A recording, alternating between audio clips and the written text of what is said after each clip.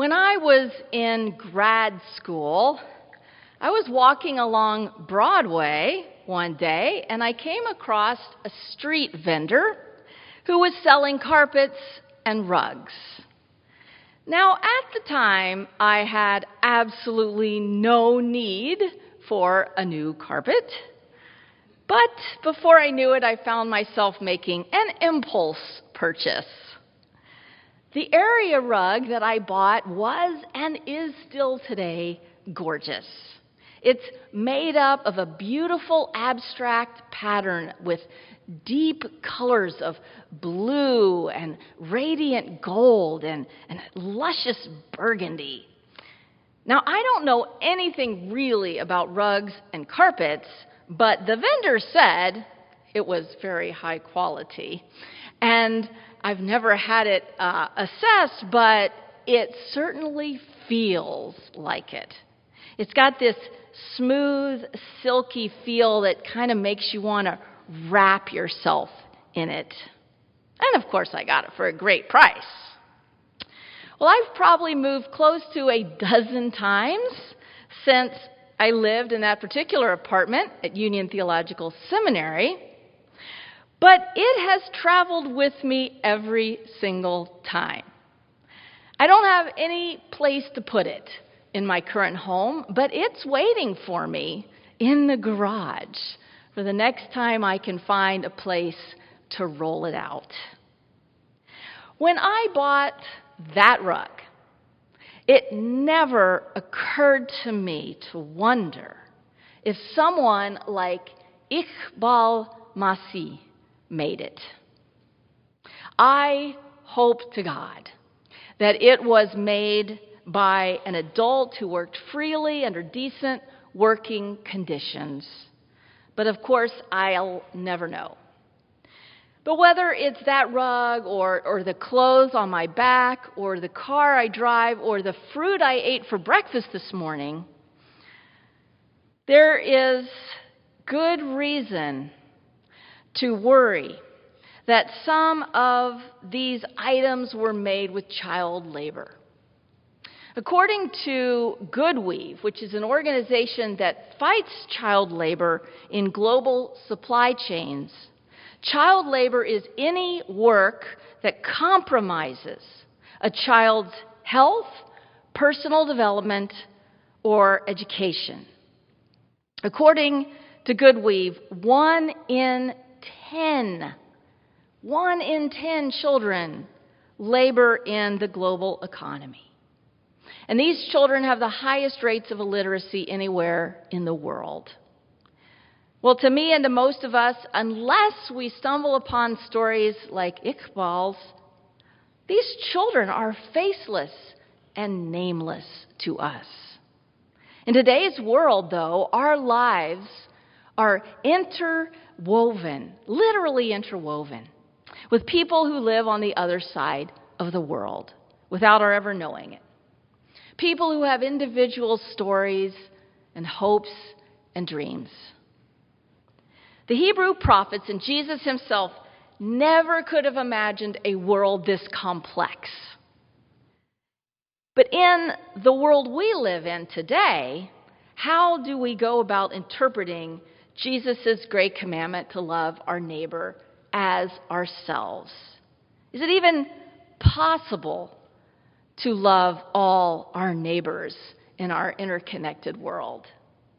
Is the person who made my rug, whoever and wherever they are today, my neighbor? What about the people who labored over the fruit I ate this morning? It boggles the mind. How am I supposed to love the countless numbers of people whose lives are impacted every day through what I eat and drive and wear and otherwise consume? Well, I don't know about you, but when I start to think about all the moral dilemmas involved in every single decision I have to make about what to buy or how to live my life, I start getting really overwhelmed.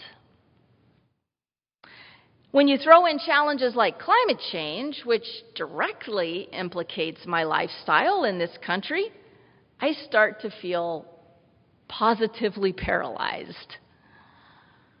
It gives new meaning, perhaps, to the famous saying by the Apostle Paul in Romans, "I do not understand my own actions, for I do not do what I want, but I do the very thing I hate. I can will what is right, but I cannot do it. Now, if I do not do what I want, it is no longer I that do it, but sin that dwells within me." Ah, sin. This is where things start to get dangerous, isn't it? For Christians, sin is an essential concept, but it has been so warped and so misunderstood for so long that some of us have almost stopped talking about it for fear that we'll do more harm than good by bringing it up. I blame it on pronouns. Have you noticed that I've been using I language throughout this sermon so far? Just as Paul did in sketching out the moral conundrum of how a person can do the very thing they hate. Now, rhetorically, this is a brilliant move, right? Personal stories grab our attention. They draw us in. They convict us and make us feel something much better than abstract statistics. But when it comes to sin, I language can be deadly. What do I mean by that? The danger is that we'll be deceived into thinking that all sin is a purely individual matter. It's only something that individuals do. And that misconception that sin is just something individuals do has been religiously promoted by every institution that has a stake in deflecting our attention away from what they're doing as institutions. So whether it's the church or the state or the corporation, it's terribly convenient to keep people obsessing on their personal morality, their individual behavior, instead of examining how massive systems imprison us in webs of complicity and violence. But here's the surprise. As Cynthia Molabita says in her book, Resisting Structural Evil, Love as Ecological Economic Vocation, biblical faith holds a far more complex and far-reaching notion of sin. Sin exists not only in the individual, but also in the social and structural relationships that shape societies and their impact on ecosystems. She goes on to say that racism, classism, sexism, and imperialism are all examples of social structural sin.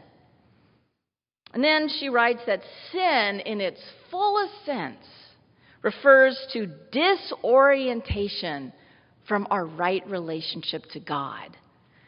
And that leads to disorientation from right relationship with ourselves, with others, and with creation as a whole. Sin is dislocating God from the center of reality, or as Paul Tillich, the theologian, said, from the ultimate center of our concern. So sin involves at least as much we as it does me. Well, it's a good time now to bring in our friend Amos. In his weekly webzine, Journey with Jesus, Daniel Clenenden writes, Amos wrote 2,800 years ago, but reading him feels like a blast of cold, clean air. He lived during the reign of the renowned King Jeroboam, who reigned for 41 years from 786 to 746 BC. And under King Jeroboam, Israel developed an exaggerated sense of exceptionalism, which they invoked to exempt themselves from the standards that applied to other nations. Sound familiar? Well, in the short collection that we have of his sermons, and interestingly enough, you wouldn't know it from its placement in the Bible, but Amos is the earliest prophet that we have their sermons written down. So, in this short collection in the book of Amos, he spares no one. He goes after the corrupt nations surrounding Israel, but then he also indicts Israel as being no different, not exceptional at all. He took particular aim at the economic and political elites and warned that their exploitation of the poor and their perversion of their great faith would result in their destruction as a nation. Well, within 40 short years after Amos preached, the empire Assyria would occupy Israel and carry off these elites into exile and crush the northern kingdom of Israel as a nation. And in the passage we read from Amos today, the prophet accuses those who are running the marketplace of cheating the poor by creating false weights and scales and even selling the refuse of the wheat that just fell to the ground and mixed with the dirt, and they just pick it back up and sell it. And they even trafficked in what you might call debt slaves. The poor who had fallen so far into debt that they had to sell themselves, or their families had to sell them. No doubt sometimes children, as is still the case today. They had to sell them into servitude in order to survive. And so Amos writes, buying the poor for silver and the needy for a pair of sandals. They were cheap. And all the while, these folks pretended to honor the Sabbath. Yet as Walter Brueggemann writes in his book that we are starting to read together as a congregation, those who wish, in his book Sabbath as Resistance, he writes, Sabbath is intended to be the quintessential act of neighborliness because it was the time when workers were allowed to rest. So we tend to think today of Sabbath as a purely religious observance, but going all the way back to its founding in the Mosaic age, in the Mosaic tradition, Sabbath was at least as much about justice and right relations and letting the workers and even the land and the animals rest as it was about religious ritual or rites. So Amos, he sees through this false piety of the wealthier classes, and he exposes the fact that in the end, the poor are made into a tradable commodity. Everything has become a commodity, and there are no more neighbors. Well, if this was already happening in the 8th century BC, before money was even invented, how do we stand a chance today?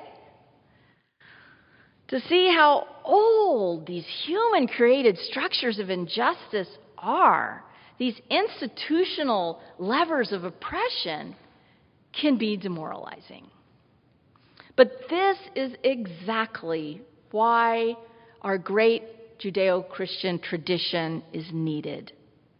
For brought to its fullest, most glorious, really, expression in the prophets and in Jesus, we hear God's promises that all is not lost, for with God nothing is impossible. Cynthia Molabita puts it this way: this is the breathtaking claim of Christian faith, that the light of light, the sacred source within and beyond all that is at play in this world, is breathing life into it. We are beckoned to join with this spirit of justice-making, earth-relishing love in its creating, liberating, and healing work to bring fullness of life to all. We are to receive this love, trust it, and then embody it in the world. We are to love as God loves. And then Molabita asks the question, the one that confronts all of us in the early 21st century as we deal with increasingly predatory forms of capitalism and planet-threatening storms of climate change. She says, what would be the shape of neighbor love for a people who saw themselves as an integral and utterly dependent species in a tapestry of life? A planetary community of creatures and elements through which courses the sacred energy of life itself. In other words, what if we blew apart our conceptions of even what it means to be a human being? And what if neighbor love was seen as loving this whole planetary community in which we are embedded? More simply put, what I hear Molabita suggesting is that if sin is big enough to comprise whole institutions and global systems, then love must be too. For only love that big is worthy of the name. So we return to the question we started with. Is Iqbal our neighbor? It's a question of our time and the question that we need to explore as a congregation during our interim time together. And if you really watch Jesus as he goes about his ministry, and if you really listen to his teachings, the realization dawns that neighbor love for Jesus applies to anyone that our lives impact or anyone whose lives impact us. So for North Americans as a collective group, that includes literally billions of people. So Molabita concludes, in stark terms, if I am near enough to join in taking another person's land or water or livelihood or freedom or schooling, I'm near enough to be their neighbor. Damn! There's no escaping it. Iqbal is my neighbor. But there's hope. Jesus says, you shall love your neighbor as yourself. But how do you hear that? We can hear that as a should, as something to make us feel guilty because of how difficult it is. Or we can hear it differently. Because the Greek word there for that verb, you shall, is also will. It's future tense. You will love your neighbor. And it's a profoundly hope-inspiring reassurance that Jesus has faith in us. And Jesus has faith in us because Jesus knows a secret that we often forget. A secret that takes us into the very mystery that is at the heart of our faith. The mystery of who God is. Because neighbor love is, above all, made possible because of God's love that dwells in us. God's love, which is our birthright, which is implanted into our soul from the moment we come into this world. And so, neighbor love, even for our very far away neighbors whom we can't see, it's not something we have to produce or manufacture or even necessarily feel. It's something we allow to flow and work through us as we cooperate with that love of God that is both within and beyond us. It's an unconditional gift, and it's our response to that gift. That doesn't mean we'll do it perfectly. And somehow I think God knows that already. So, how we go about this difficult task of loving our global neighbors, of loving the ones whose body-breaking labor created many of the things we consume, or those whose lives are impacted by the global climate change that our nation has disproportionately helped create. That's beyond this sermon, which you're probably glad to hear. That's for another sermon or for a Christian education seminar. But I know that you all are smart people and that you have already found many ways to step into this kind of love. Whether you buy organic or fair trade or drive vehicles that lower your carbon emissions, or whether you eat lower on the food chain, whether you showed up for the global climate strike, as many of you did, whether you get out and vote, there are so many ways. Really, we just have to show up. Place our bodies where the need is, and let God's love work through us to create the better world we all seek.